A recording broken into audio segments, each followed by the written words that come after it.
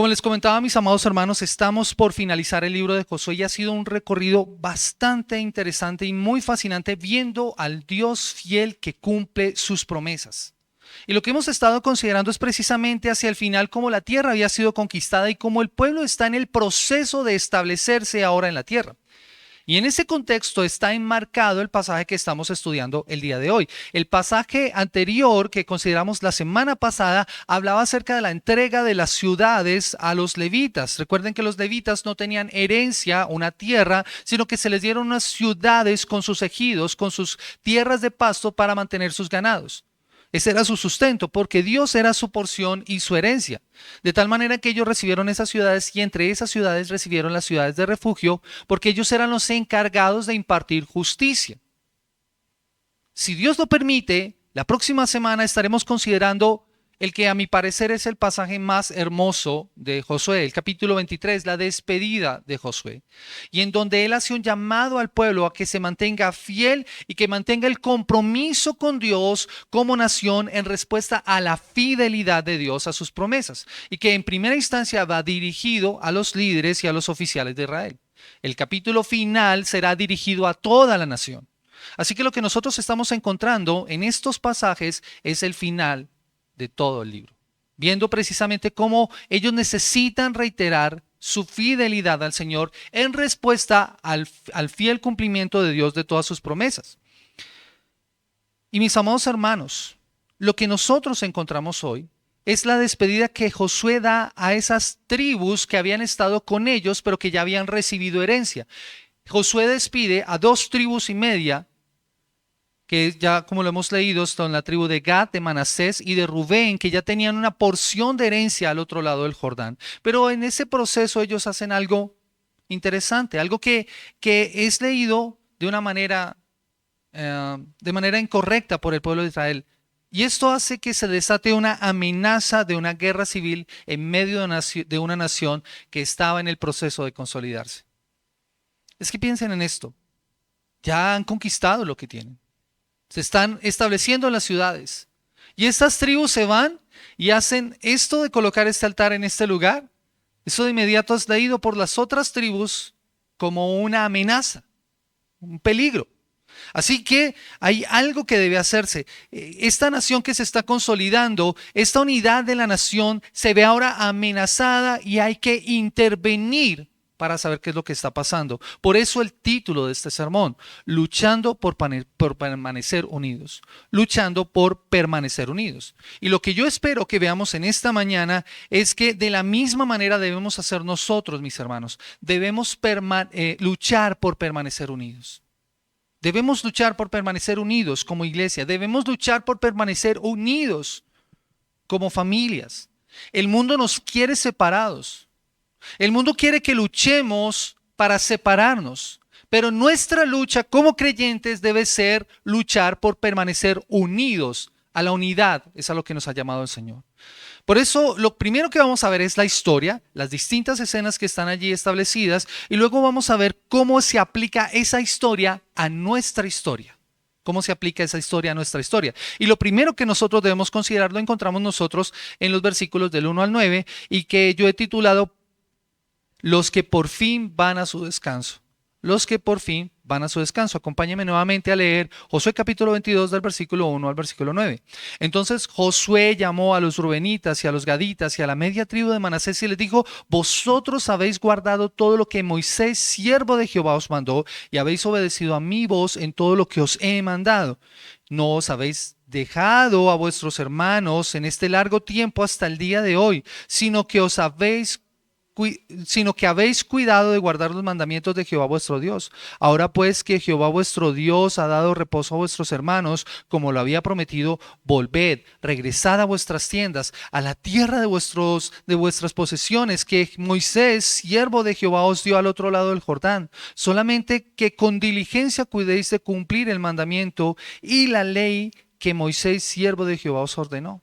Que améis a Jehová vuestro Dios, y que andéis en todos sus caminos y que guardéis sus mandamientos y le sigáis a él y le sirváis de todo vuestro corazón y de toda vuestra alma. Y bendiciéndolos, Josué los despidió y se fueron a sus tiendas. También a la media tribu de Manasés había dado Moisés posesión en Basán, mas a la otra tribu dio Josué heredad entre los hermanos a este lado del Jordán, al occidente. Y también a estos envió Josué a sus tiendas después de haberlos bendecido. Y les habló diciendo: volved a vuestras tiendas con grandes riquezas, con mucho ganado, con plata, con oro y bronce y muchos vestidos. Compartid con vuestros hermanos el botín de vuestros enemigos. Y los hijos de Rubén y los hijos de Gad y la media tribu de Manasés se volvieron separándose de los hijos de Israel desde Silo, que está en la tierra de Canaán, para ir a la tierra de Galaad, a la tierra de sus posesiones, de la cual se habían poseído conforme al mandato de Jehová por conducto de Moisés. Luego de 7 años de guerra, luego de 7 años de estar en el proceso de conquista y varios meses después de estar todo el proceso de repartición de la tierra, por fin llega el momento esperado para estas tribus. Josué llama entonces a estos hombres para despedirlos. Después de la conquista, el ejército israelita es disuelto. Y eso es interesante, mis amados hermanos, porque la confianza del pueblo de Israel no tenía que estar puesta en su ejército, en su brazo fuerte, no tenía que estar puesta en el Señor. Cuando había guerra, ellos convocaban al ejército. No había un ejército profesional. Así que este ejército es disuelto y estas 2 tribus y media se deben dirigir ahora hacia su herencia, a la parte oriental de la tierra de Canaán, en la tierra de Galaad, al otro lado del Jordán.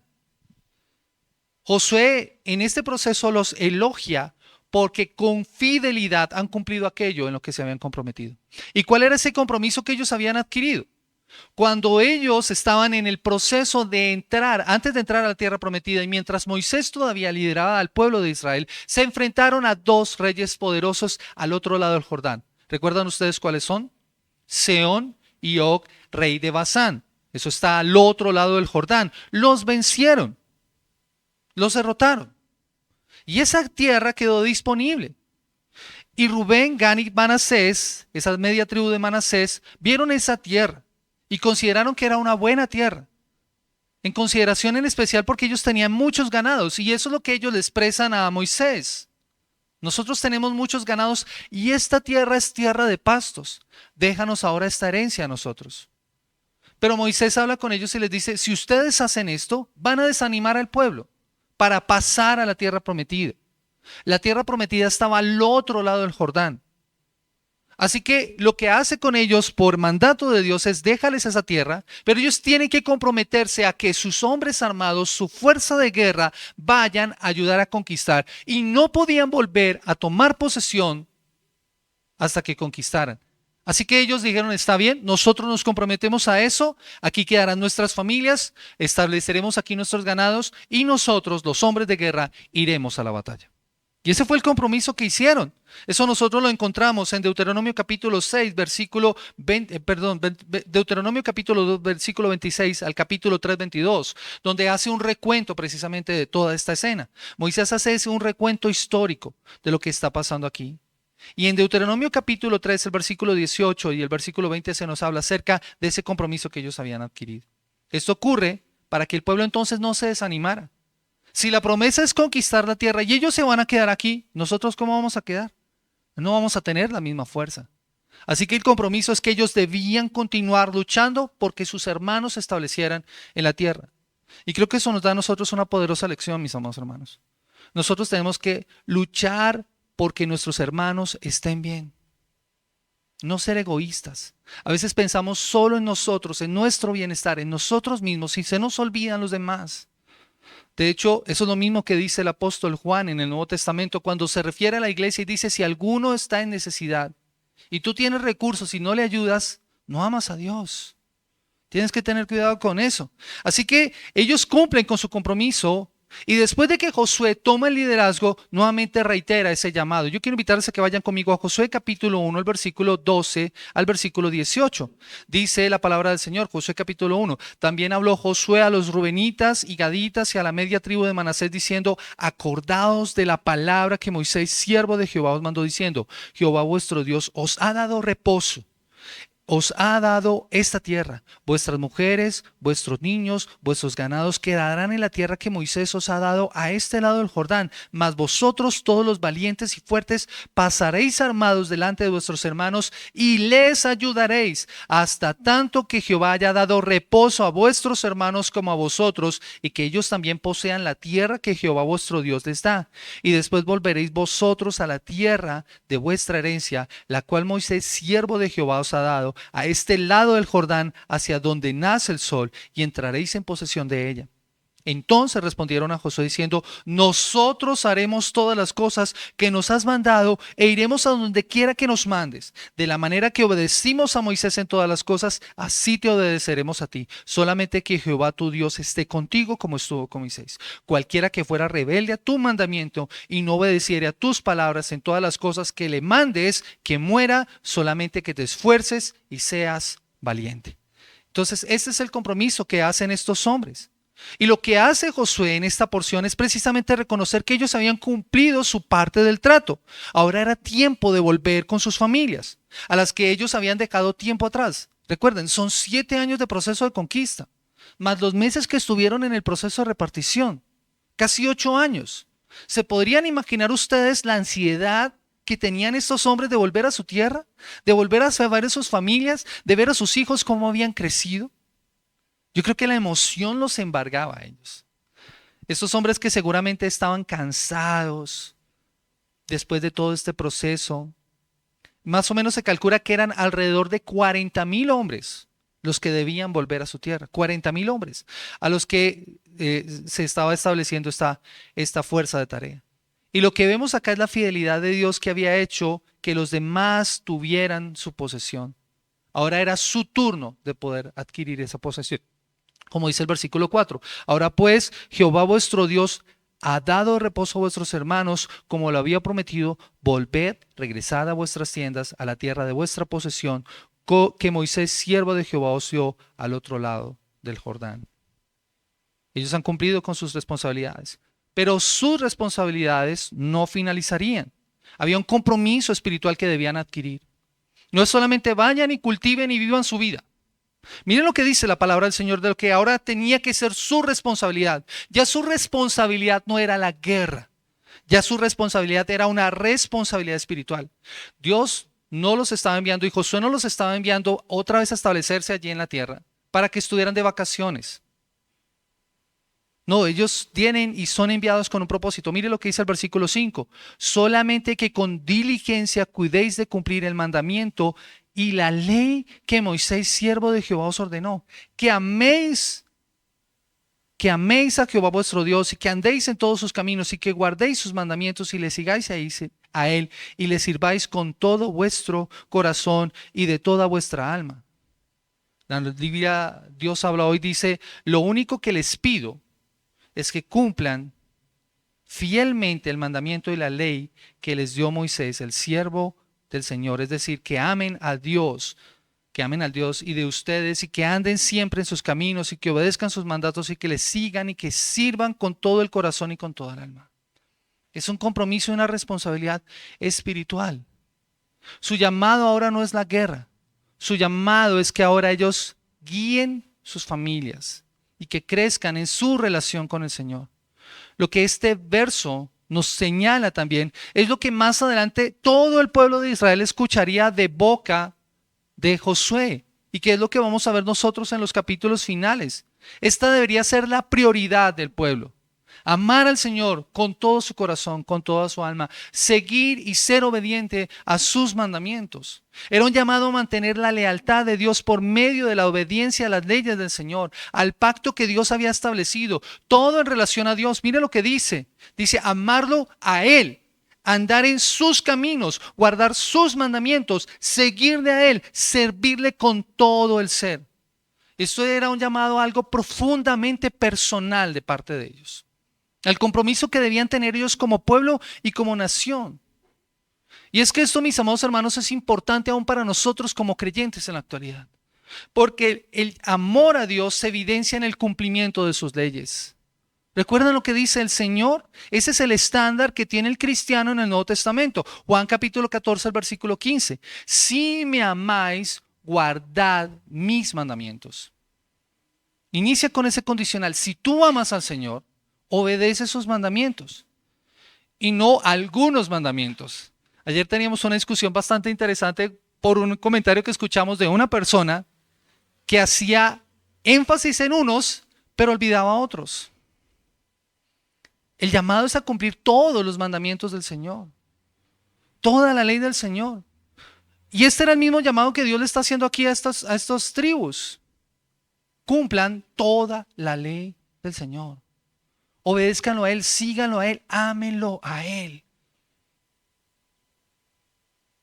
Y es de verdad la evidencia de que nosotros amamos al Señor. Por eso la respuesta que Jesús le da a aquel intérprete de la ley que le pregunta, ¿cuál es el mandamiento más importante de la ley de Dios? ¿Cuál es? Amarás al Señor tu Dios con todo tu corazón, con toda tu alma, con toda tu mente, con todas tus fuerzas. Y el segundo es semejante, a tu prójimo como a ti mismo. Así que ese es el estándar para el cristiano. Nuestra demostración de amor por Dios se evidencia en nuestra obediencia a sus leyes y a sus mandatos. En el anhelo que nosotros tenemos de conocerlos y de vivirlos, de cumplir todo lo que el Señor nos ha ordenado en su palabra. Nosotros debemos escuchar su voz y debemos demostrar que hemos escuchado su voz, no solamente oído, sino escuchado, habiendo puesto toda nuestra atención, obedecer a lo que Él nos dice, andar en obediencia a lo que Él nos pide. Después de decirle todo esto, Josué los despide para que vuelvan a sus casas, pero no los envía con las manos vacías. El versículo 8 nos dice que los envía con grandes riquezas, para que repartan, no solo para ellos, sino para todos los que estaban allí. Ahora, usted se podrá imaginar, cuando papá llega a casa y llega con presente, ¿cómo se pone el hijo? Se pone contento, ¿cierto? O sea, cuando no le llegan con sorpresa, ¡qué felicidad! Imagínense ahora, estos llegan después de casi 8 años de no ver a sus familias, con presentes, sí, Santi, feliz. Así yo creo que llegaron estos hombres a esta tierra, con grandes presentes, no solo para sus familias, ellos tenían que repartir con los otros que no habían ido a la guerra. Porque era lo que tenía que hacerse entre el pueblo, repartir entre todos el botín de guerra por igual. Ahora podemos imaginarnos solamente esta cena. Esos hombres con ansias de volver a sus casas para disfrutar de sus familias, para contarles seguramente todo lo que habían visto. Yo me imagino a esos hombres contando a sus familias cuando vieron detenerse el sol en Gabaón. ¿Usted se imagina eso? Esa escena tan maravillosa de cómo el Señor derrotó a esos poderosos ejércitos que ellos nunca se imaginaron que podrían hacer. Así que lo que ellos están experimentando es el ansia de poder estar allí. Y en ese proceso de poder ver el cumplimiento de las promesas de Dios y compartir esas riquezas que el Señor ha dado. Si el capítulo finalizara acá, sería un final hermoso, lleno de alegría. Pero el autor nos quiere mostrar algo especial que ocurre allí. Y es que estas tribus hicieron algo en el momento de pasar el Jordán. Algo que amenazaría la unidad que como pueblo tenían en ese momento. Lo que nos lleva entonces a nuestro segundo punto y es la construcción de un altar no pedido, versículos 10 al versículo 12.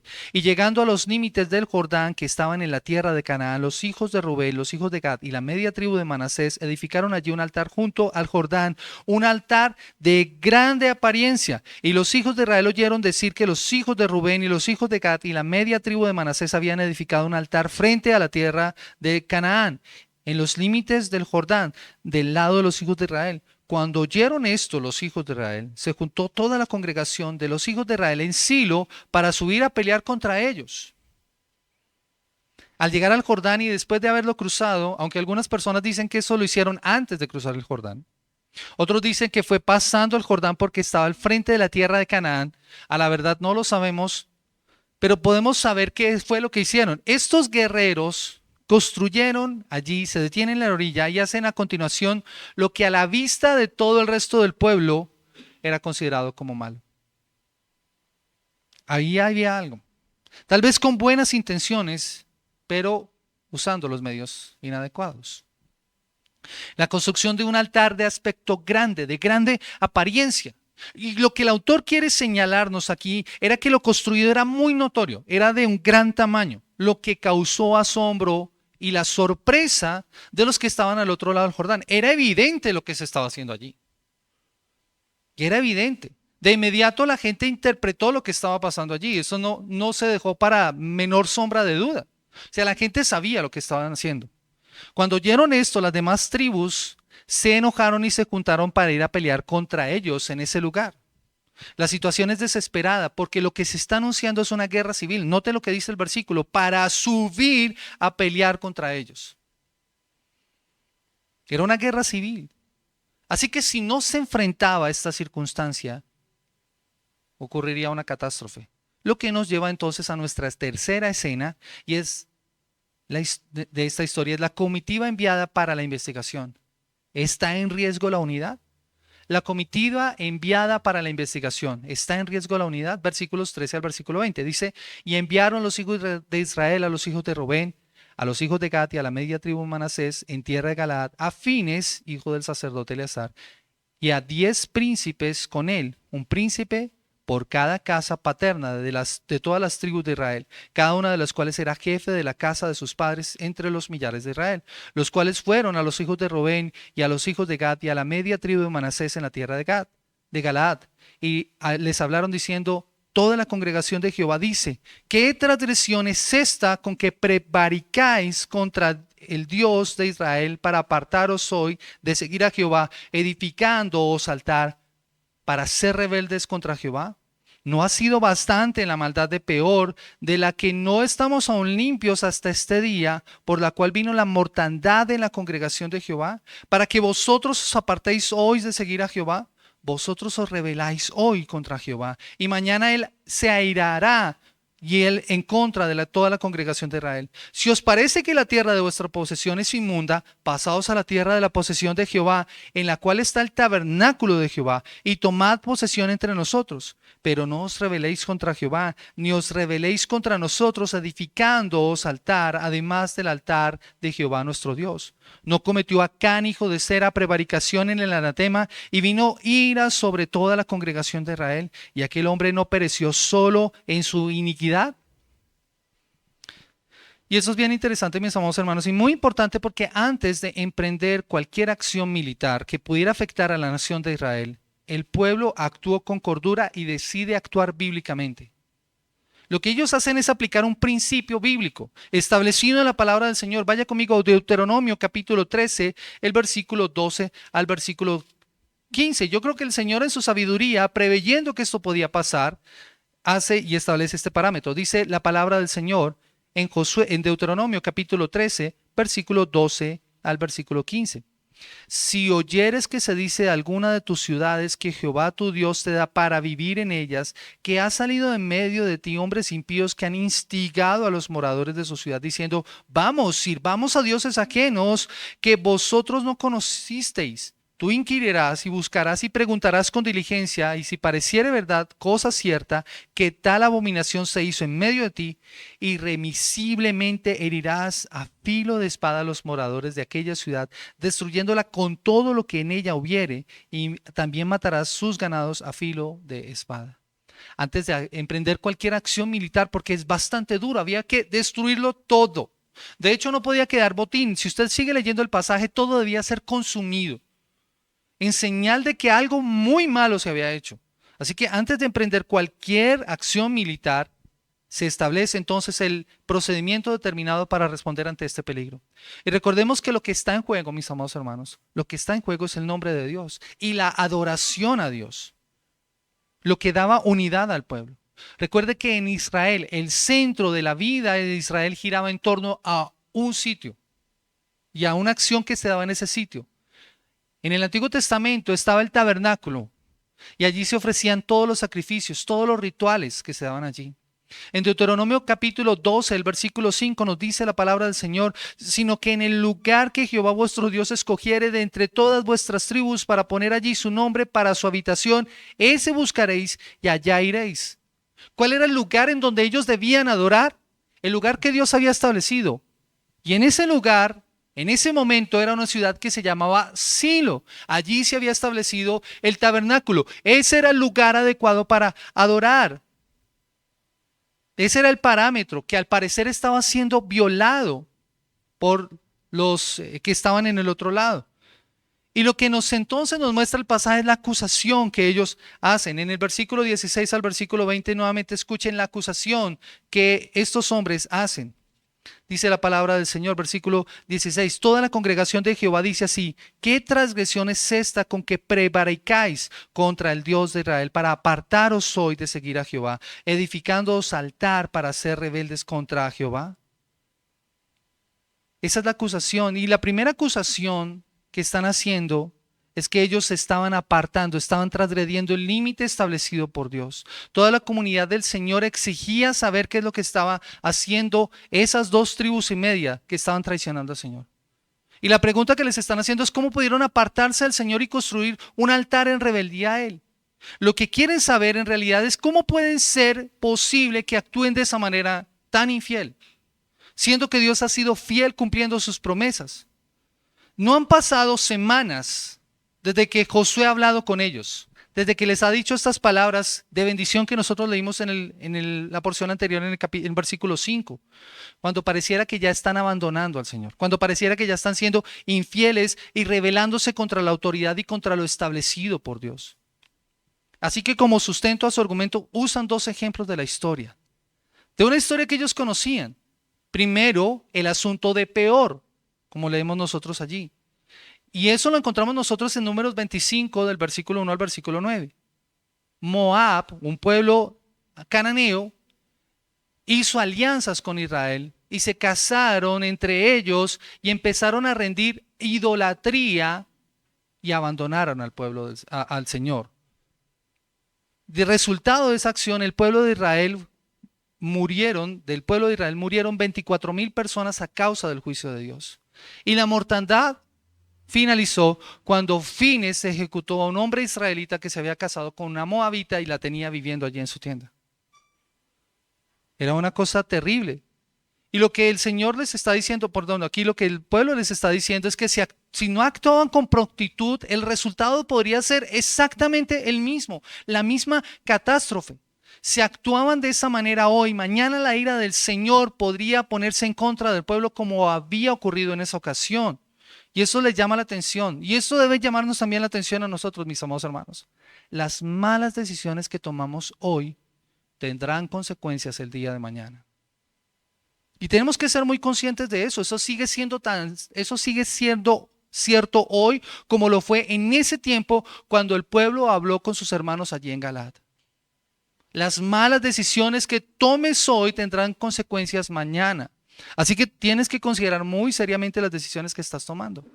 Por eso es que ellos ofrecen una solución. ¿Cuál es la solución? Hermanos, si la tierra en la que ustedes están viviendo es inmunda, o sea, si no es santa, no necesitan edificar un altar, no necesitan hacer ningún tipo de adoración, vengan a vivir con nosotros. Tomen posesión acá, vivan con nosotros, aquí está el tabernáculo. O sea, hagan las cosas de manera correcta. Por eso la Nueva Traducción Viviente dice, si necesitan altar porque la tierra de ustedes es impura, entonces únanse a nosotros en la tierra del Señor, donde se encuentra el tabernáculo del Señor, y compartan nuestra tierra, pero no se rebelen contra el Señor ni contra nosotros al construir un altar diferente al altar único y verdadero del Señor nuestro Dios. No hagan esta maldad, vengan con nosotros. Con la acusación, con los argumentos presentan una solución.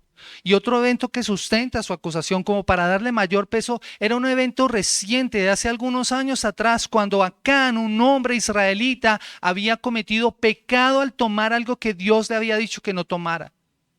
Cuando en la toma de Jericó, él toma algo que no le pertenecía porque todo tenía que ser destruido. Y él y su familia perecieron por causa de esto. Así que lo que el pueblo está haciendo es, miren la historia, miren lo que nosotros hemos tenido que vivir por causa de la infidelidad del pueblo y cómo la ira del Señor se ha tenido que poner en práctica. En un caso fue Dios el que juzgó y ejecutó el juicio, en otro caso fue el pueblo el que juzgó y el que ejecutó el juicio. Entonces les están diciendo, ¿ustedes quieren eso para ustedes? ¿Ustedes quieren eso para sus familias? Tienen que actuar con sabiduría. Tan pronto como la acusación es hecha, los habitantes de Galaad responden para mostrar que la unidad no se ha roto, sino que está más fuerte que nunca. Es nuestro cuarto punto, la verdadera razón de las acciones, versículo 21 al versículo 29. Voy a tratar de ir rápido en estas apartes porque quiero que nos centremos en la parte final de cómo se aplica esto a nuestras vidas. Versículo 21 al versículo 29. Entonces los hijos de Rubén y los hijos de Gad y la media tribu de Manasés respondieron y dijeron a las cabezas de los millares de Israel: Jehová, Dios de los dioses, Jehová, Dios de los dioses, Él sabe y hace saber a Israel si fue por rebelión o por prevaricación contra Jehová, no nos salve hoy. Si nos hemos edificado altar para volvernos de en pos de Jehová, o para sacrificar holocausto o ofrenda, o para ofrecer sobre él ofrendas de paz, el mismo Dios nos lo demande. Lo hicimos más bien por temor de que mañana vuestros hijos digan a nuestros hijos: ¿qué tenéis vosotros con Jehová, el Dios de Israel? Jehová ha puesto lindero en el Jordán entre nosotros y vosotros.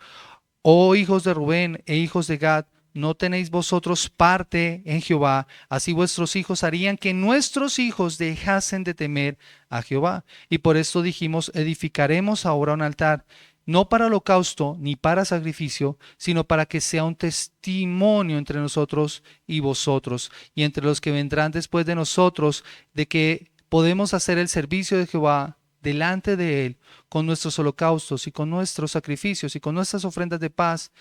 Y no digan mañana vuestros hijos a los nuestros: vosotros no tenéis parte en Jehová. Nosotros pues dijimos: si aconteciere que tal digan a nosotros o a nuestras generaciones en lo porvenir, entonces responderemos: mirad el símil del altar de Jehová, el cual hicieron nuestros padres, no para holocaustos o para sacrificios, sino para que fuese testimonio entre nosotros y vosotros.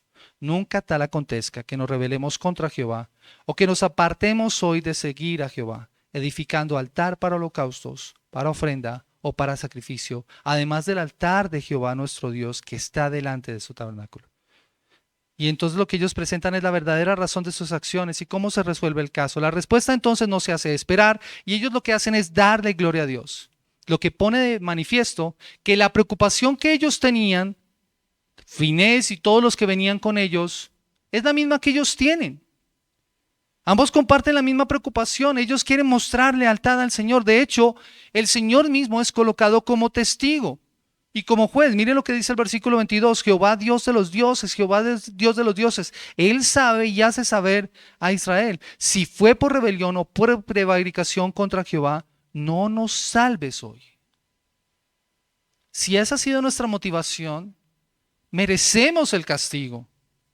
Versículo 23, si nos hemos edificado altar para volvernos en pos de Jehová, o para sacrificar holocausto o ofrenda, o para ofrecer sobre él ofrendas de paz, el mismo Jehová nos lo demande. Él es nuestro juez, Él es nuestro testigo, Él sabe lo que hemos hecho. Si somos culpables, merecemos morir.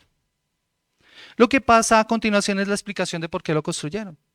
Y creo que una de sus motivaciones es el temor de algo que no había acontecido. ¿Qué los motiva a ellos? Algo que no había acontecido. En un futuro sus hijos pueden decir a los nuestros: el Jordán nos divide, ustedes no tienen parte con nosotros.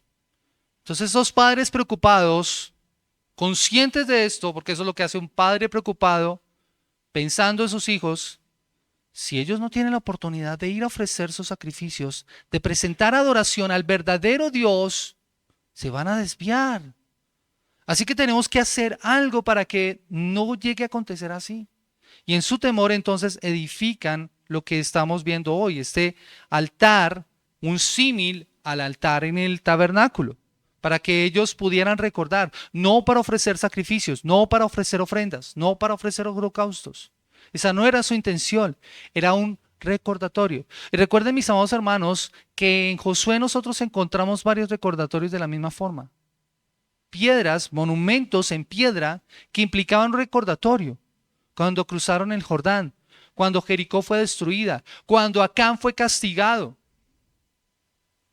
Esos recordatorios de piedra implicaban precisamente algo que podrían señalar a los padres cuando vieran eso. Y la intención de estos padres es hacer algo así. Pero ¿dónde está el error? No consultaron con nadie. Fue algo que ellos hicieron porque se sintieron motivados, pero su error fue que no consultaron con nadie. ¿Su motivación fue la correcta? Sí, pero los medios que usaron no fueron los adecuados. Había que consultar. Mis hermanos, tenemos esta preocupación. ¿Podemos hacer esto? De seguro el Señor hubiera contestado. Pero en medio de todo esto, Dios está allí obrando. Dios está allí para mantener la unidad de su pueblo. No hay temor a ser excluidos de la comunión y con todo lo que esto implicaba. El altar no tiene ese propósito. De hecho, eso hace que al escuchar estas palabras, entender que la adoración iba solamente para Dios, la respuesta complace a la parte acusadora, por lo que comprenden las verdaderas motivaciones, lo que nos lleva entonces a una poderosa lección. No podemos juzgar las acciones de alguien sin primero conocer las motivaciones. En muchas ocasiones nosotros somos prontos para juzgar las acciones de una persona sin mirar las motivaciones de su corazón. Eso no implica que veamos solamente la actuación de una persona que causa duda y no sea sabio consultar por qué está haciendo lo que está haciendo, para no ser mal interpretado.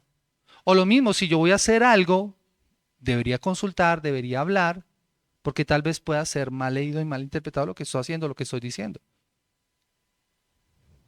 Entonces pasa muy constantemente. Es un error juzgar entonces las motivaciones de las personas en base a evidencias circunstanciales. Es importante reunir todos los hechos, recordando cualquier desacuerdo y recordando más bien que cualquier desacuerdo siempre tiene dos lados. Cualquier desacuerdo tiene dos lados. Yo creo que por eso lo que estos hombres hicieron antes de irse a destruirlos era consultar y preguntar, ¿qué es lo que está pasando? Por favor, ¿ustedes quieren separarse de nosotros? Eso no está bien. Y presentar todos los argumentos como ellos los hicieron. Yo creo que es la preocupación del amor lo que los mueve. Hubiera sido muy triste una guerra civil y lo vamos a encontrar nosotros en el libro de Jueces. Las consecuencias tan desastrosas que causa un pueblo levantándose contra el propio pueblo. Así que la respuesta a esto da tranquilidad al pueblo que comprende entonces lo que ha pasado y entonces puede ir en paz y permanecer en unidad, lo que nos lleva entonces a la escena final del conflicto. El conflicto es solucionado y ambas partes vuelven en paz. Versículo 30 al 34. Oyendo Finés el sacerdote y los príncipes de la congregación y los jefes de los millares de Israel, que con él estaban las palabras que hablaron los hijos de Rubén y los hijos de Gad y los hijos de Manasés, les pareció bien todo ello. Y dijo Finés, hijo del sacerdote Eleazar, a los hijos de Rubén, a los hijos de Gad y a los hijos de Manasés: hoy hemos entendido que Jehová está entre nosotros, pues no habéis intentado esta traición contra Jehová. Ahora habéis librado a los hijos de Israel de la mano de Jehová. Y Finés, hijo del sacerdote Eleazar, y los príncipes dijeron a los hijos de Rubén, a los hijos de Gad, y regresaron a la tierra de Galaad, de la tierra de Galaad a la tierra de Canaán, a los hijos de Israel, a los cuales dieron la respuesta. Y el asunto pareció bien a los hijos de Israel, y bendijeron a Dios los hijos de Israel, y no hablaron más de subir contra ellos en guerra para destruir la tierra en que habitaban los hijos de Rubén y los hijos de Gad. Y los hijos de Rubén y los hijos de Gad pusieron por nombre al altar Ed, porque testimonio es entre nosotros que Jehová es Dios. Mis amados hermanos, yo me puedo imaginar también, y les pido que se imaginen esto, cómo estaban las otras tribus al otro lado, esperando la respuesta. Si la respuesta hubiera sido negativa, eso hubiera implicado algo desastroso. Pero el conflicto es solucionado, hay diálogo y en ese diálogo se soluciona entonces. Escuchar es la respuesta que hace que les parezca bien lo dicho. Así que el alivio es evidente. Mire lo que dice el versículo 31. Dijo, hemos entendido que Jehová está entre nosotros, pues no habéis intentado esta traición contra Jehová. Ahora habéis librado a los hijos de Israel de la mano de Jehová. Ya no va a haber juicio de parte de Dios, mucho menos tendremos que ejecutar nosotros un juicio. Así que de esta manera se evitó la catástrofe. El pueblo permanecía unido y el altar se volvería entonces un testimonio más de la historia del compromiso del pueblo para las futuras generaciones y para Dios. Por eso ese nombre que se le ha dado, Ed, porque testimonio es entre nosotros que Jehová es Dios. La unidad de la nación no estaba en riesgo. Solo un pueblo unido, son más bien un pueblo unido por los mismos elementos. El pasaje finaliza con esa nota de confianza y la seguridad de continuar adelante como nación, con Dios como testigo. Mis amados hermanos, ¿qué más podemos aprender de este pasaje? ¿Qué más podemos aprender de este pasaje? Meditándolo, creo que el elemento más importante que nosotros debemos reiterar es la importancia de la unidad. La importancia de la unidad. Consideren esto. A pesar de haber recibido su herencia al este del Jordán, al otro lado del Jordán, las tribus de Rubén, Gad y Manasés continuaron apoyando a las otras tribus en la tierra, en la conquista de la tierra prometida. Fueron fieles a su promesa. Dios fue fiel a sus promesas también. Podemos ver entonces la importancia de mantener la unidad y apoyarnos mutuamente como parte del cuerpo de Cristo, trabajando juntos hacia un objetivo común. Ese es el ejemplo que nos deja esta historia. Esta historia nos enseña a nosotros que tenemos que buscar puntos en común que nos permitan a nosotros trabajar en pro de lo que el Señor nos ha llamado, en unidad. Pero el pasaje también evidencia algo que debemos considerar. Pone en evidencia nuestra naturaleza pecaminosa. ¿Por qué pone en evidencia nuestra naturaleza pecaminosa? Porque en vez de buscar puntos de unión, nosotros buscamos puntos que nos dividen. En ese caso, ¿cuál fue? El río Jordán. Ese era el temor que tenían las dos tribus y media. El Jordán nos va a dividir a nosotros. El Jordán nos divide. Pero en nuestro caso, mis amados hermanos, lo triste es que pueden ser cuestiones de gustos o de opinión. En otros casos, el temor. ¿Cuántas iglesias no se han dividido por nimiedades como el color de una pared? O cosas así por el estilo. Mis amados hermanos, somos llamados a ser uno como pueblo. De hecho, Jesús oró por la unidad. ¿Saben cuál fue la oración de Jesús por nosotros en Juan 17:21? Padre, que sean uno como tú y yo somos uno. Vaya conmigo por favor allí. Juan 17, versículo 21 al versículo 23. Juan 17, 21 al 23. Y escuche la oración del Señor. Decía un autor, un predicador, esto es tierra santa, esta oración. Versículo 20 al 21. Mas no ruego solamente por estos, sino también por los que han de creer en mí por la palabra de ellos, para que todos sean uno, como tú, oh Padre, en mí y yo en ti, que también ellos sean uno en nosotros, para que el mundo crea que tú me enviaste. Y la gloria que me diste yo les he dado para que sean uno, así como nosotros somos uno. Mis amados hermanos, somos llamados a mantener la unidad, a permanecer unidos. Una iglesia dividida, una iglesia en conflicto debilita nuestro testimonio y nuestra capacidad de ser luz en el mundo. ¿Por qué Jesús oró para que fuéramos uno? Dice, para que el mundo crea que tú me enviaste. Cuando la iglesia está dividida, pierde su capacidad de dar testimonio al mundo. Se hace ineficiente en su responsabilidad de dar testimonio de la luz. Mis amados hermanos, el mundo no va a creer si nos ve a nosotros divididos. La unidad como iglesia es algo que los creyentes debemos procurar y por la cual debemos trabajar. Debemos buscar los elementos que nos unen. Vayan conmigo a Efesios capítulo 4, el versículo 1 al versículo 6. Efesios 4, versículo 1 al versículo 6. Dice la escritura, yo pues preso en el Señor os ruego que andéis como es digno de la vocación con que fuisteis llamados, que con toda humildad, mansedumbre, soportándoos con paciencia los unos a los otros en amor, solícitos, escuchen esto, solícitos, prestos, preparados, dispuestos, solícitos en guardar la unidad del Espíritu en el vínculo de la paz. Y miren nuestra unidad, un cuerpo y un espíritu, como fuisteis también llamados en una misma esperanza de vuestra vocación, un Señor, una fe, un bautismo, un Dios y Padre de todos, el cual es sobre todos y por todos y en todos. Esos son los elementos que determinan nuestra unidad. Hay cosas secundarias, mis amados hermanos. Y eso lo vivimos nosotros en la iglesia, en el cuerpo universal de los creyentes, mis amados hermanos. El tipo de música que se canta. Esas son cosas secundarias. Pero hermanos, es triste. La iglesia se divide por eso.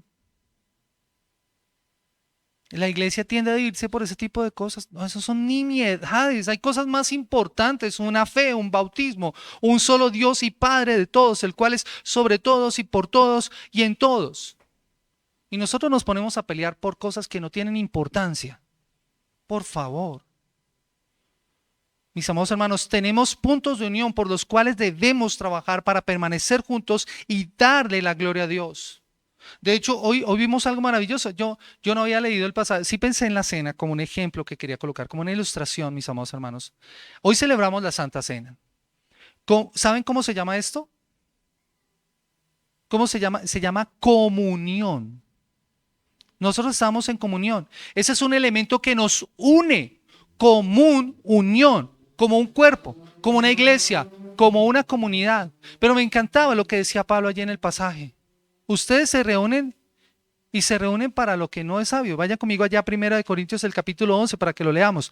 Dice que cuando reunís vosotros para comer la cena del Señor, versículo 18, pues en primer lugar, cuando reunís como iglesia, oigo que hay entre vosotros divisiones y en parte lo creo. Y ustedes se reúnen a compartir la cena del Señor.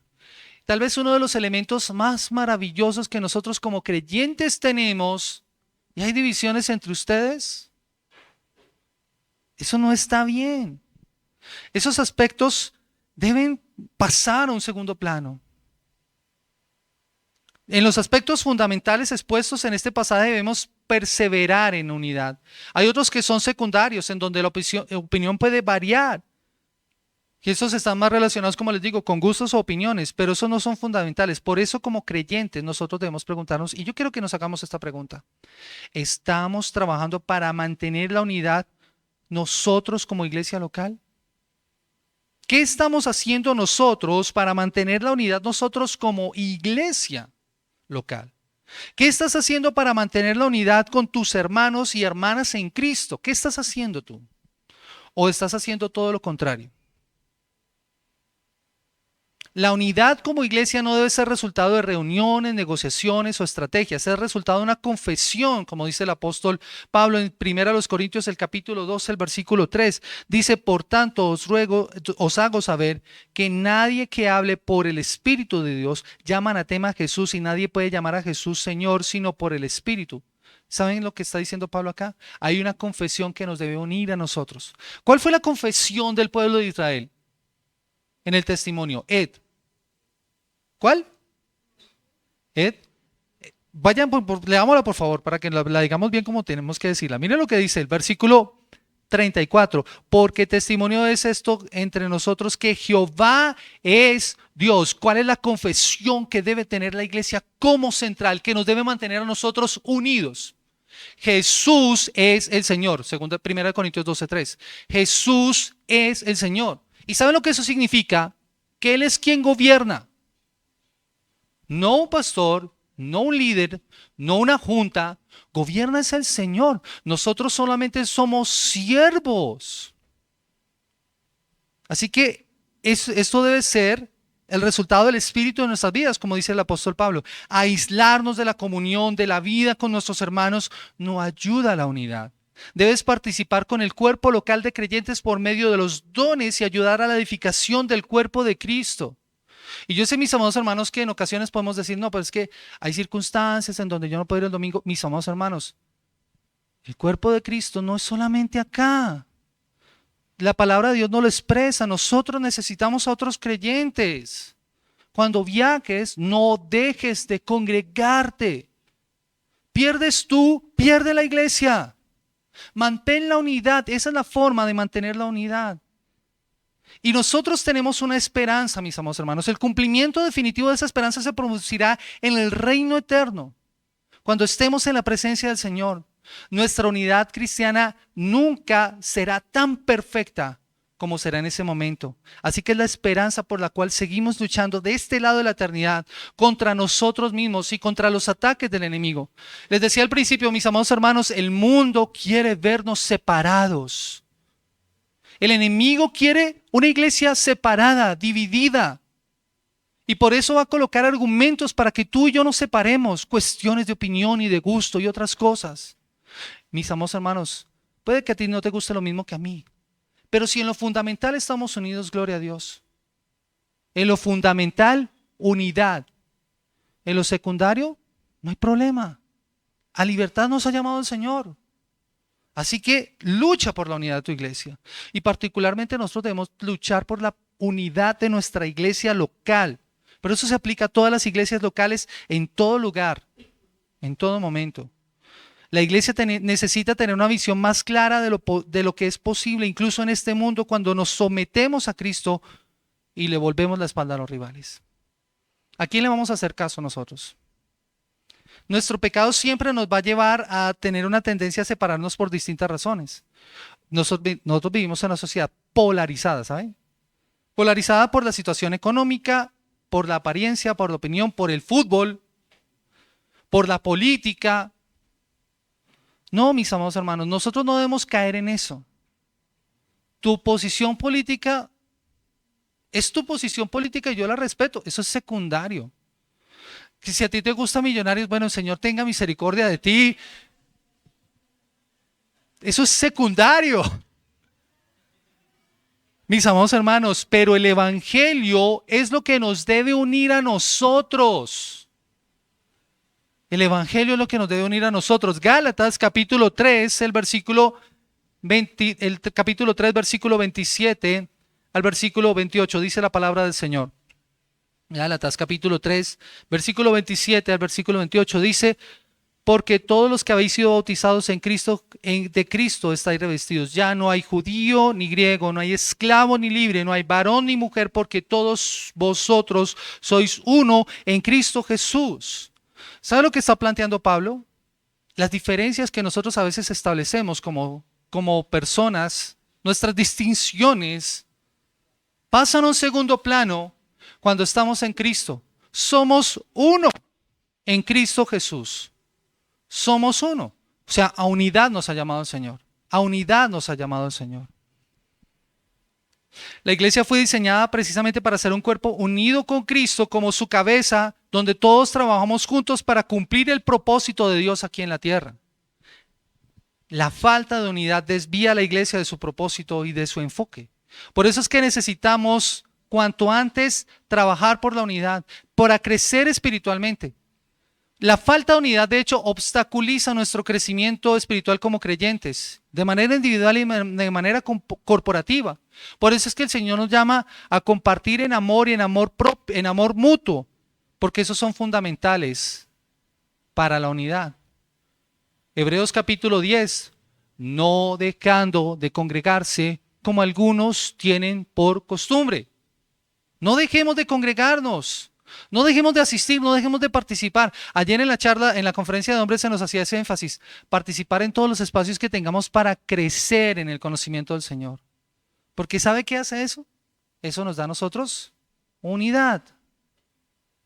Eso nos da a nosotros unidad. La Biblia nos insta entonces a buscar la unidad en la iglesia a través del amor mutuo, la humildad, el perdón y la comunión en el Espíritu Santo.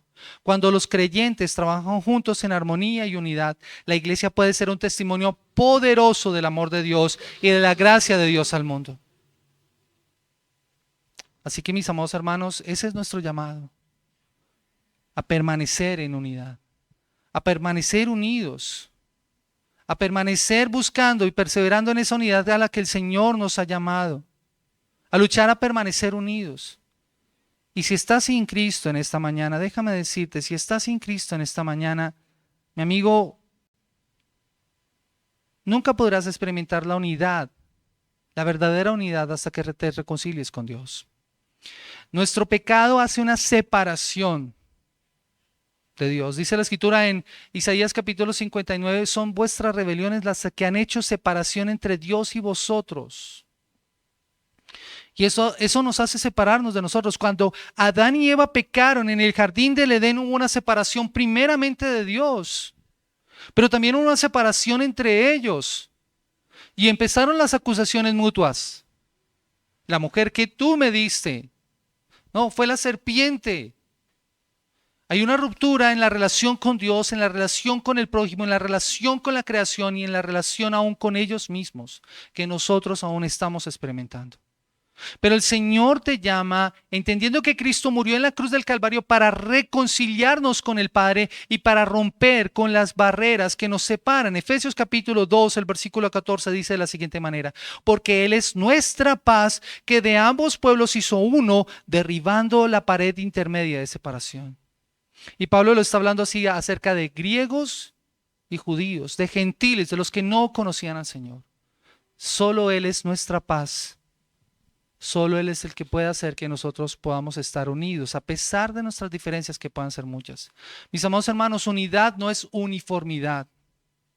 Podemos tener diferencias, pero en lo fundamental debemos permanecer unidos, como el pueblo de Israel era llamado a permanecer unido en la adoración al Señor.